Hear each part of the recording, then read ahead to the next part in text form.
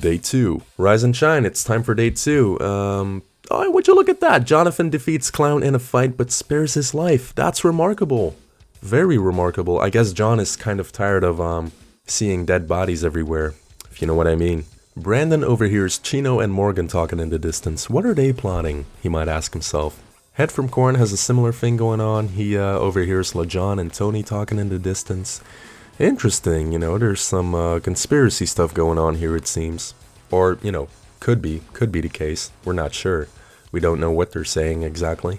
Now, Fred, Serge, and Sam, they all get into a fight. And holy shit, Fred kills them both! You gotta be Fred! Weren't you like screaming for help the night before? Hey, you know what? I gotta give it to him.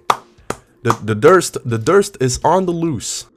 I mean, if there's a prince of new metal being Jonathan, then we need to have a king too, and I can only see one man taking that throne, to be honest. Both members of Chevelle and System are dead. That's a shame.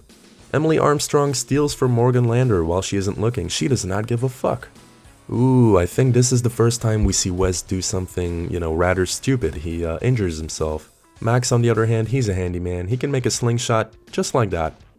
Meanwhile, Mike Shinoda receives a hatchet from an unknown sponsor. I mean, if there's one band from this roster that doesn't necessarily need a sponsor, it's gotta be Linkin Park, but okay. Plus, you know, Mike is doing really well for himself here. He's got like 2 kills already, I think. So, Fred with 2 kills now, Mike as well, and Clown, of course. You know, I'm once again surprised by how accurate this is. Or maybe I shouldn't say it like that, because, you know, I'm not saying they're murderers, but the thing is, these 3 all happen to be like very ambitious in real life though, right? And not just in art, but like, I think they're all somewhat business-minded as well, I think. But apart from that, I'm kind of shook to see like, what is it, half of the contestants dead already? So this is going to be over way quicker than I anticipated. Night 2. Jonathan starts the fire! I'm not as much of a singer as he is, but obviously. But way to go, John. That's how you stay warm. That's how you survive. Emily thinks about winning. Fuck yeah, she does. Good for you, Emily. Good for you. LeJohn Witherspoon sets Max on fire with a Molotov. Holy shit! But I feel like Max could actually survive this though. Now I'm curious because I'm not American.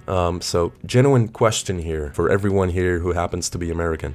Does Atlanta or Georgia, which is, you know, the state where LeJohn Witherspoon and Sevendust are from, do they have a Molotov throwing community?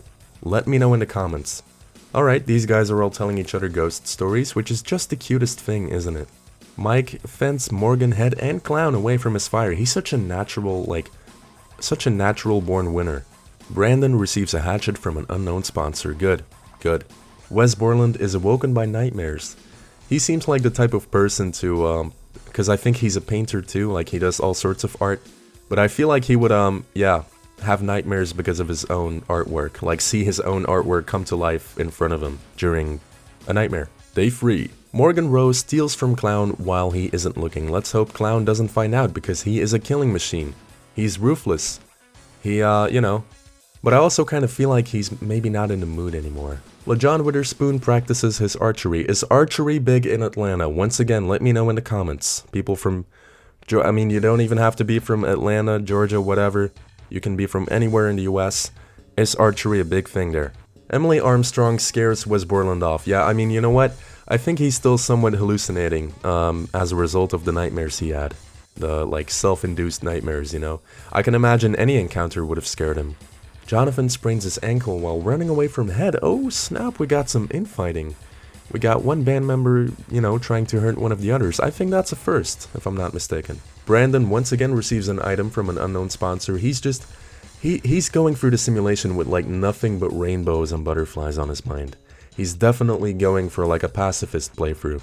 Chino's being a sneaky bastard. He steals from Morgan Lander while she isn't looking. Fred Durst attacks Tony Campos, but he can escape. Fred is still in beast mode, man. Or Durst mode, whatever. But he, you know, he's obviously trying to assert his dominance on the field. Maybe he wants the most kills, but Tony got himself out of that situation though, so that's good. Good for him. Mike, in the meantime, keeping busy as he travels to higher ground, which is probably smart. Smart move. Arena events. This stuff is always interesting. A bit too interesting, probably. So what do we have? Okay, it's a volcano eruption, apparently. Wes Borland pushes Wes, what the f- fuck did LeJohn ever do to you for him to deserve this? You can't just push someone in lava. That's so cruel. That's even worse than killing someone with a... What was it? I think one of the members of Chevelle, I think it was Pete, killed Jose with a sickle or something. Like a very medieval-ish item. Pushing someone in the lava. You have got to be kidding me. You know what though? I think Wes is still hallucinating. Morgan survives, however. Good. Head also survives. Who else? Clown? Chino pushes Morgan Lander in the lava. Chino, you evil Knievel motherfucker. You misogynist prick. What you do that for? No, I mean, it's a, you know, it's a life or death situation, and they can't all be saints. He did what he had to do. But that means the two key members of Kitty are dead. They're gone. Emily survives, though. Fred also survives. He's so real. Oh my god, Brandon, I did not expect this from you. Okay, so for once he's a fighter instead of a lover. He dips his weapon in the lava and kills Tony Campos with it. Wow. R.I.P. Tony, the only bass player in the game. There he goes. Jonathan survives. Mike Shinoda. Mike Shinoda suffocates? No, there's no way. Mike! Mike! Mike! You were doing such a good job. Oof, rest in peace, Max. He did not survive that attack from LeJohn. But LeJohn died, of course, by getting pushed into the lava. The same thing happened to Morgan Lander. Tony, he died because of Brandon.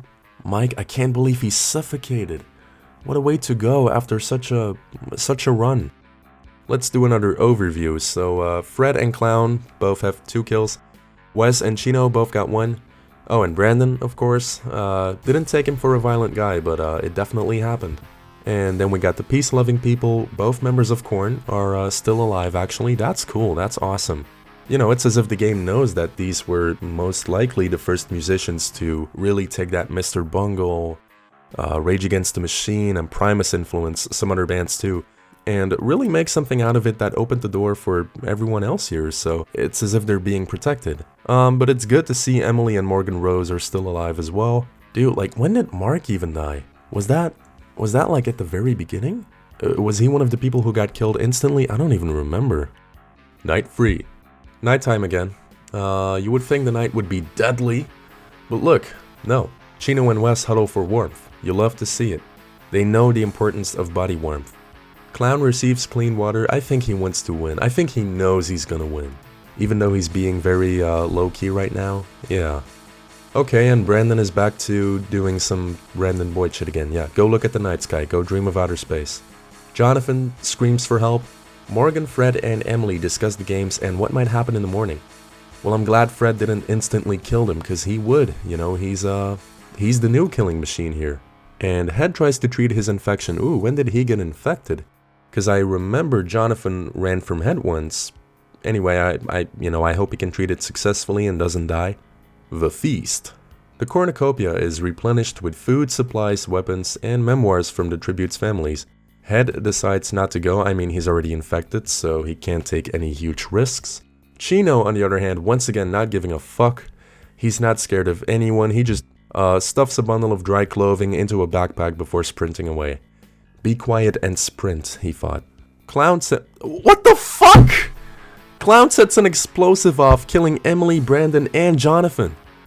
I can't fucking believe... Somebody stop Clown. Somebody stop this man. And here I was thinking he was gonna keep it low-key and just try to, you know... Well, I guess he's gonna win this thing. I think it's as clear as day now. That's 5 people. He's killed 5 people. My god. Fuck being unbiased at this point. I don't want... This is terrible. I don't want Clown to win anymore. I mean, I never wanted him to win in the first place. Wes is also keeping busy though. He just killed Morgan with a hatchet. And Fred does the same thing as Chino. Day 4. Man, I just realized they killed Jonathan. They killed JD. It's on. It's on now. Like, I feel like all the survivors are really feeling the tension at this point. Like, after that bomb explosion at the feast, of all places, it's different now. The vibe is definitely unhinged. Clown and Head work together for the day. Okay. I see. Fred fishes. Okay, they're all just doing stuff, keeping busy, staying alive. Although, I have to say, I wouldn't trust Clown, let alone work with him. Chino, he's so chill about everything, despite everything. He just picks flowers. Yeah, so that was a fucking triple kill. Clown with 5 kills, as I mentioned earlier. He's clowning. He knows it's a circus and he's the main act. Both members of I just realized Limp Bizkit is the only band with both members still standing. And like, who else, you know? Like, of course it's Limp Bizkit. I would actually love to see, or I wouldn't mind seeing Fred and Wes go like one-on-one in the end. Like, you know, some classic examples, Naruto and Sasuke, for example. And they both got 2 kills too. It's meant to be. Chino must be like, yeah, I guess I killed someone, but you know, sometimes you just have to play it like that, you know. That would be so, I mean, that's Chino. And then of course, Head, I guess he really did find God. He's just staying alive, doing his thing. But I still can't wrap my head around the fact that there are only 5 people left already. I'm flabbergasted. Because I remember when I did the Blink-182 1 years ago, it took a bit longer for it to go like this, for real. Night 4. Unfortunately, it seems like Wes is kind of spiraling again. He can't start the fire. But moving on. Clown I'm done! I'm done. It's Jover. Somebody nerve this guy. He killed Chino. Why? Because he had dry clothes on him? I swear it's, you know, it's not like they have stats or anything. Anything that I could edit. It's all randomized. It's all, what do you call it, RNG?